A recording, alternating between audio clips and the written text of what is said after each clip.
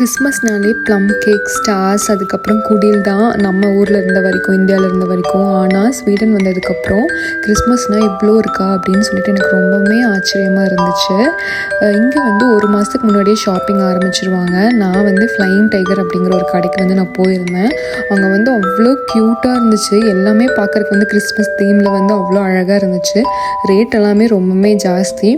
இந்த Christmas items வந்து ஏதாவது ஒன்று வாங்கணும் அப்படின்னா நான் என்ன பண்ணுவேன்னா, வெயிட் பண்ணி கிறிஸ்மஸ் முடிஞ்சதுக்கப்புறம் வந்து ஆஃபர் போடுவாங்க. அப்போ தான் நான் வந்து வாங்குவேன். ஒவ்வொரு கிறிஸ்மஸ்க்கும் நான் வந்து ஏதாவது ஒரு கிறிஸ்மஸ் தீமில் வந்து வாங்கி அப்படியே சேர்த்து வச்சுட்டே இருப்பேன். இந்த வாட்டி கிறிஸ்மஸ்க்கு வந்து நான் வந்து என்ன வாங்கினேன் அப்படின்னு சொல்லிட்டு கடைசியாக நான் வந்து சொல்கிறேன்.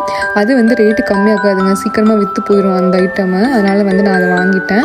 மற்ற இந்த செராமிக் ஐட்டமெல்லாம் நம்ம வெயிட் பண்ணி வாங்கலாம் அப்படின்னு சொல்லிட்டு எல்லாம் பார்த்து வச்சுட்டு வந்தேன். நான் வந்து என்ன வாங்கினேன் அப்படின்னா, இந்த மான் தான். இந்த மான் வந்து போன வருஷமும் நான் வாங்கினேன். ஆனால் அதுக்கு ஒரு ஜோடி மான் வேணும்ல, அந்த மானும் அதுக்கு ஒரு குட்டி மானும் நான் வந்து வாங்கிட்டேன். இந்த மாதிரி வீடியோஸ் பிடிச்சிருந்துச்சுன்னா சப்ஸ்கிரைப் அண்ட் ஃபாலோ பண்ணிக்கோங்க. தேங்க்யூ.